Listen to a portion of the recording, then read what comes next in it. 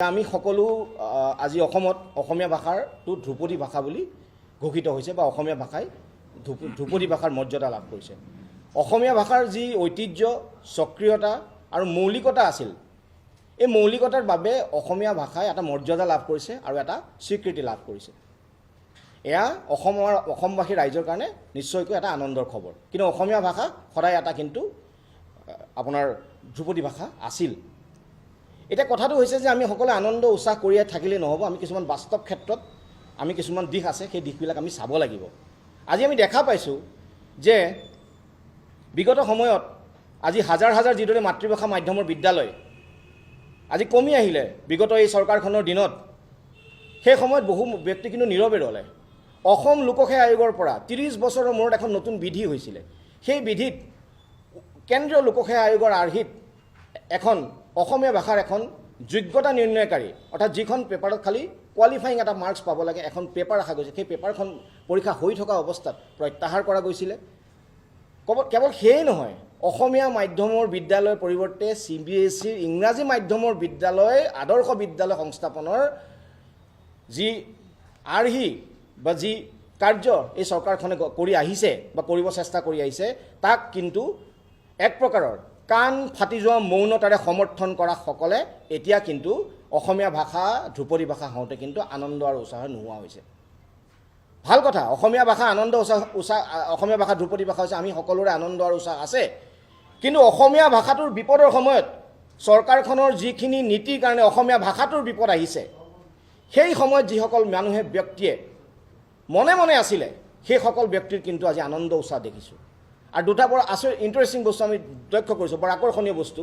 সেই কথাটো হৈছে এই আনন্দ উৎসাহৰ মাজত যিবিলাক মূল ব্যক্তি, আজি কুল শইকীয়া ডাঙৰীয়াকে ধৰি যিসকল ব্যক্তিয়ে এই ভাষাটো ধ্ৰুপদী ভাষা হোৱাত আগভাগ লয়, সেই ব্যক্তিসকলৰ কথাটো আৰু লগতে সামাজিক মাধ্যমত আমি দেখা পাইছোঁ যে শাসকীয় দলৰ এছামৰ মাজত কিন্তু কৃতিত্ব লোৱাৰ যেন এক জোৱাৰ চলিছে।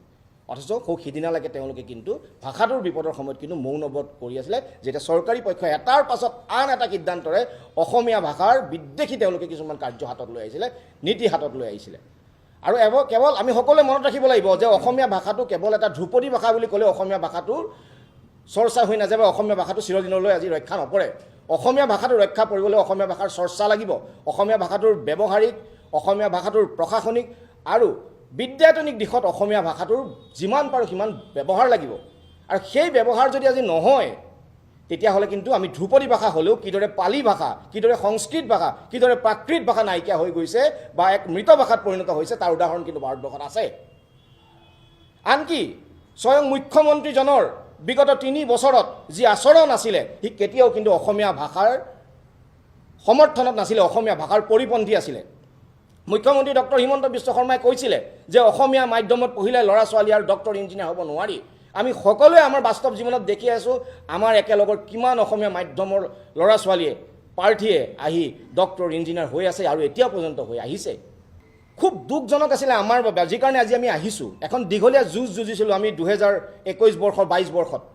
সম্পূৰ্ণ 30 বছৰৰ মূৰত অসম লোকসেৱা আয়োগৰ যেতিয়া এক নতুন বিধি হৈছিলে আৰু UPSCৰ আধাৰত যেতিয়া কেন্দ্ৰীয় লোকসেৱা আয়োগৰ যেতিয়া পৰীক্ষা হৈছিলে, তেতিয়া অসমীয়া ভাষাৰ এখন বাধ্যতামূলক যোগ্যতা নিৰ্ণয়কাৰী পেপাৰ, অৰ্থাৎ সেইখন পেপাৰত 30% নম্বৰ খালি পাব লাগে।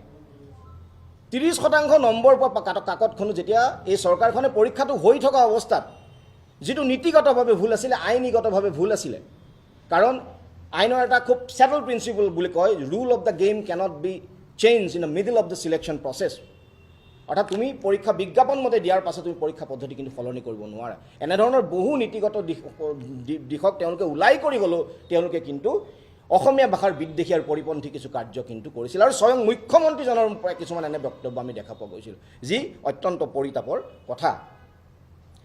আৰু এই যি ঘটনাবিলাক হৈছিলে, আমি ভাবোঁ যে এই ঘটনাবিলাক সম্পূৰ্ণভাৱে চৰকাৰী পৃষ্ঠপোষকতাত হৈছিলে আৰু পৰিকল্পিতভাৱে হৈছিলে। গতিকে আজি এটা দিনৰ ধ্ৰুপদী ভাষা হৈছে, আমি সুখী। অসমীয়া ভাষা সদায় ধ্ৰুপদী ভাষা আছিলে, অসমীয়া ভাষাই স্বীকৃতি পালে আমি সুখী। চৰকাৰো এইখিনি কিছু পৰিমাণে কৃতিত্ব আছে। কিন্তু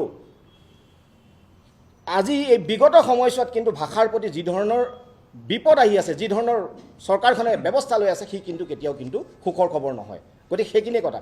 মই কিছু সময়ৰ কাৰণে আমাৰ সিদ্ধাৰ্থ শৰ্মাক এই APSCৰ গোচৰটোৰ বিষয়ে কিছু কথা ক'বলৈ দিম। অসম লোকসেৱা আয়োগৰ এই গোচৰটো আমি উচ্চ ন্যায়ালয়ত হাৰিছিলোঁ, প্ৰধানকৈ কিন্তু টেকনিকেল গ্ৰাউণ্ডত, যিহেতু আমাৰ এখন PIL আছিলে, যিহেতু কোনো প্ৰাৰ্থীৰ লেক আবেদন এখন কৰিবলৈ ভাষাৰ বাবে ওলাই অহা নাছিলে। সাধাৰণ কথা, প্ৰাৰ্থী এজনে পৰীক্ষা দিবনে ভাষাৰ হৈ যুঁজিব, কিছুমান দুধুৰ মুধুৰ অৱস্থা থাকে। কিন্তু সেই সময়ত এই সিদ্ধাৰ্থ শৰ্মাই আহি ভাষাৰ হৈ পেলাই যুঁজিছিলে, আৰু এই যুঁজখন কিন্তু আমি উচ্চতম ন্যায়ালয়লৈকে আমি যুঁজিছিলোঁ। আৰু এই বিষয়ে সিদ্ধাৰ্থ শৰ্মাই আপোনালোকক কিছু কথা ক'ব। পোনপ্ৰথমে মই আপোনালোকক নমস্কাৰ গ্ৰহণ কৰিছোঁ, আপোনালোক ইয়ালৈ সমবেত হোৱাৰ কাৰণে। আমি সকলোৱে জানো যে এটা ভাষা হৈছে এটা জাতিৰ হৃদপিণ্ড স্বৰূপ, আৰু ভাষাটোৱে এটা জাতিৰ স্বকীয়তা, মহানতা, ইয়াৰ খাদ্যাভ্যাস, ইয়াৰ পৰম্পৰা, ইয়াৰ লোকাচাৰ, ইয়াৰ সদাচাৰ, জাতিটোৰ ভৌগোলিক চাৰিসীমা ইত্যাদি ইত্যাদি বিভিন্ন ধৰণৰ কথাৰে আমাৰ জাতিটোক পৰিচয় বহন কৰি থাকে। গতিকে এটা মাতৃভাষা বা আইৰ মুখৰ ভাষাটো কিয় প্ৰয়োজনীয় সেই কথা আৰু মই কোৱাৰ কোনো প্ৰয়োজন নাই।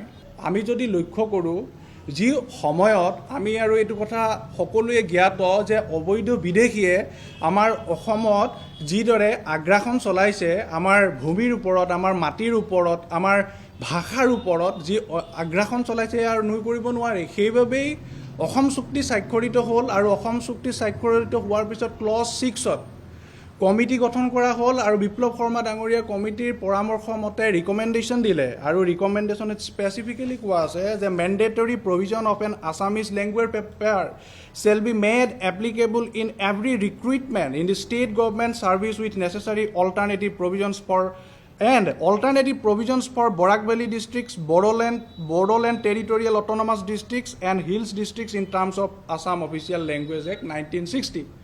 এতিয়া কথা হ'ল, যিহেতু এই যিটো সাৰমৰ্ম অসম চুক্তি, যি আমাৰ ভাষাৰ প্ৰতি আমি যি দীঘলীয়া সংগ্ৰাম কৰিছিলোঁ, আমাৰ জাতিটোৱে মাধ্যমৰ কাৰণে আমি যি দীঘলীয়া সংগ্ৰাম কৰিছিলোঁ, সেই সংগ্ৰামৰ পৰিণতিত অসম চুক্তি হ'ল। আৰু অসম চুক্তিখন আমাৰ অসমৰ অসমীয়া মানুহৰ কাৰণে গীতা, বেদ, বাইবেল। আৰু সেই উক্ত অসম চুক্তিৰ ৰিকমেণ্ডেশ্যনৰ ওপৰত ভিত্তি কৰি APSCত অসমীয়া ভাষাৰ কাকতখন অন্তৰ্ভুক্ত কৰা হৈছিলে, আৰু সেই অন্তৰ্ভুক্ত ইয়াত এইটো জল পটপটভাৱে এইটো স্পেচিফিকেলি ওলাই পৰিছে। আৰু বেচিকেলি আমি যদি লক্ষ্য কৰোঁ, আমি সেই সময়ত কেছটো যদিও আমি টেকনিকেল গ্ৰাউণ্ডত কেছটো হাৰিছোঁ বা আমাৰ পিটিশ্যনখন খাৰিজ হৈছে, আমি মাননীয় মুখ্যমন্ত্ৰী হিমন্ত বিশ্ব শৰ্মা ডাঙৰীয়া আৰু তথা তেওঁলোকৰ কেবিনেট মন্ত্ৰীসকললৈ মোৰ এয়া আহ্বান, আৰু এয়া মোৰ তেওঁলোকৰ প্ৰতি অনুৰোধ, যাতে তেওঁলোকে আকৌ নতুনকৈ এই কেবিনেট সিদ্ধান্ত লৈ অসমীয়া ভাষাৰ মেণ্ডেটৰী যিটো এজ পাৰ অফিচিয়েল লেংগুৱেজ এক্টৰ যিখন আমাৰ অফিচিয়েল লেংগুৱেজ অসমীয়া ভাষাটো ইয়াত সংযোজন কৰিব লাগে। আমি দেখিছোঁ PRC ব্যৱস্থাটো কেনেকৈ আজি কিছুদিনৰ আগতে কাছাৰৰ কলেজত PRC ব্যৱস্থাটোক নস্যাৎ কৰি পেলাই একাংশ বহিৰাজ্যৰ প্ৰাৰ্থী চাকৰি পাইছে। গতিকে সেইকাৰণে এই যিটো অসমীয়া ভাষাৰ কাকতখন আমি খুব গুৰুত্ব সহকাৰে লৈছিলোঁ, কিয়নো বহিৰাজ্যৰ যিটো অগ্ৰাসন আছিলে প্ৰাৰ্থীৰ, যিহেতু UPSCৰ ধৰণৰ কেন্দ্ৰীয় লোকসেৱা আয়োগৰ ধৰণৰ পৰীক্ষা হ'ব, সেই অগ্ৰাসনটো ৰোধ হ'ব। আৰু লগতে দুটাই উপায় আছে। এটা হৈছে আমাৰ যিটো ক্লজ 6 কমিটিৰ যিটো ৰিপৰ্ট, য'ত আমাৰ সংৰক্ষণৰ কথাটো কোৱা হৈছে অসমৰ কাৰণে, অসমীয়া মানুহৰ কাৰণে, আৰু দ্বিতীয়টো হৈছে এই যিখন লেংগুৱেজ পেপাৰ। এই দুটাই ৰাস্তা আছে, নহ'লে কিন্তু আমি বহিৰাজ্যৰ প্ৰাৰ্থীক আমি ভাৰতীয় সংবিধানৰ যিটো 14 আৰু 16 আধাৰত আমি বাধা দিব নোৱাৰোঁ। এইবিলাক এমপ্লয়মেণ্ট এক্সচেঞ্জত আমাৰ নাম ৰেজিষ্ট্ৰেশ্যন, আপোনাৰ অৰিজিনেল ইনহেবিটেণ্ট PRC, এইবিলাক যেতিয়া আদালতত কোনোবা গোচৰ কৰিবলৈ যাব, তেতিয়াহ'লে কিন্তু আদালতত গৈ উফৰি যায়, এইবিলাক উফৰি যায়। এতিয়া এটা সাময়িকভাৱে এটা সকাহে। গতিকে এই যিবিলাক ব্যৱস্থা চৰকাৰে আনিছিলে, কিন্তু অসমীয়া ভাষাখন আঁতৰাই পেলাই, এই ব্যৱস্থাবিলাক যে ভুল হয়, এই ভুলবিলাক প্ৰমাণিত হৈছে। এতিয়া কথাটো হৈছে যে এই যে কামটো চৰকাৰখনে কৰিলে, ইয়াৰ এই পৰিণতিটো কিন্তু আমি তাৰ পিছৰ বছৰ, তাৰ 2020 চনৰ পৰীক্ষাত এইটো কৰিলে, 2022 চনৰ পৰীক্ষাতে আমি এই পৰিণতি দেখা পালোঁ। কেনেকৈ দেখা পালোঁ? আজিকালি কি হয়, তথ্যবিলাক আগৰ নিচিনাকৈ নিদিয়ে, কিন্তু আমি দেখা পালোঁ, আপোনালোকৰ সংবাদ মাধ্যমেও জানে, ৰাজস্থানৰ এগৰাকী প্ৰাৰ্থী অসমীয়া অটো নাজানে বা 2 মিনিটো অসমীয়া ক'ব নোৱাৰে, দাদানী বুলি এগৰাকী প্ৰাৰ্থী বাছনিভুক্ত হ'ল। খুব হৈচৈ লাগিলে, দাদানীক তেতিয়া এপইণ্টমেণ্ট লেটাৰ দিয়া নাছিল, হয়তো পিছৰ সময়ত দাদানী আইনৰ যেতিয়া কাষ চাপিব, নিশ্চয়কৈ কিন্তু দাদানীক চৰকাৰে কিন্তু আসনখন দিব লাগিব। দাদানী ACS পালে। আৰু এনে বহু প্ৰাৰ্থীৰ বিষয়ে আমি শুনি আছিলোঁ যে অসমীয়াৰ অটো নাজানা প্ৰাৰ্থী কিন্তু এই যোৱা বছৰ যিটো ৰিজাল্ট হ'ল APSC পৰীক্ষাত বাছনিভুক্ত হৈছে, কিন্তু জানাৰ উপায় নাথাকে, কাৰণ আমি সেইবিলাক ৰেকৰ্ডিং কথোপকথনৰ এই কথাবিলাক আমি গম নাপাওঁ। তাৰ মাজতে এজন প্ৰাৰ্থীৰ কথা আমি শেহতীয়াকৈ উলিয়াইছিলোঁ। এই প্ৰাৰ্থীজনৰ নাম আছিলে আপোনাৰ APSত তেখেতে মনীষ আগৰৱাল, APSত 20 পজিশ্যন পাইছিলে।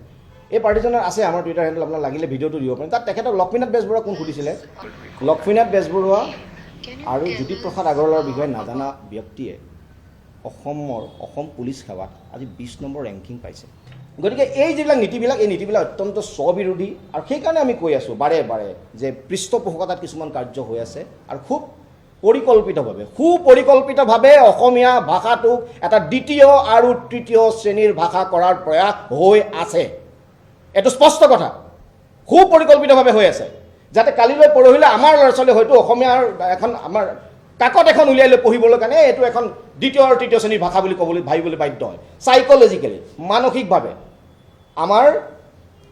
আমাৰ যিটো চাইক'লজিকেলি আমাৰ মানে মগজুত এই কথাটো উপস্থাপন কৰিব বিচৰা গৈছে এইটো কোনোবাই ক'ব পাৰে যে আমাৰ ভাষিক জাতীয়তাবাদক ধ্বংস কৰিব আমি সেইবিলাক ৰাজনীতিক টাৰ্মত নাযাওঁ আমি ক'ম যে সুপৰিকল্পিতভাৱে অসমীয়া ভাষাটোক এটা দ্বিতীয় বা তৃতীয় শ্ৰেণীৰ পৰিকল্পনা হৈ আছে আৰু সেইকাৰণে কৈছোঁ কেৱল ধ্ৰুপদী ভাষা হ'লে অসমীয়া ভাষা কিন্তু ৰক্ষা নপৰে অসমীয়া ভাষাৰ চৰ্চা লাগিব অসমীয়া ভাষাৰ চৰ্চা হ'বলৈ হ'লে অসমীয়া মাধ্যমৰ উন্নত হ'ব লাগিব অসমীয়া মাধ্যমৰ ল'ৰা ছোৱালী পঢ়াব লাগিব পাৰিলে চৰকাৰী কৰ্মচাৰীৰ ক্ষেত্ৰত বাধ্যতামূলক কৰিব লাগিব অসমীয়া মাধ্যমৰ ল'ৰা ছোৱালী পঢ়াবলৈ আৰু সকলোতকৈ মূল কথা আমি সেইকাৰণে খুব জোৰ দিছিলোঁ যে অসম লোকসেৱা আয়োগত যেতিয়া অসমীয়াৰ বাধ্যতামূলক কাকতখন থাকে মানুহ পঢ়িবলৈ বাধ্য হয় আমি দেখি আছিলোঁ আমাৰ সেইটো সময়ত কিছুমান চিনাকি ল'ৰা ছোৱালীয়ে তেওঁলোকে ক্লাছ কৰিছিলে ইংৰাজীত তেওঁলোকে পঢ়িছিলে মাধ্যমত অসমীয়াটো হয়তো অকণমান তেওঁলোকে ভাবে যে 30% নম্বৰ পাবলৈ অসুবিধা তেওঁলোকে টিউশ্যন কৰা আৰম্ভ কৰিলে ইমান এটা সুন্দৰ পৰিৱেশ গঢ় লৈছিলে বাতৰি কাকত পঢ়িবলৈ লৈছিলে আমাক সুধিছিলে বহুতে যে কোনখন বাতৰি কাকত পঢ়িম কেনেকুৱা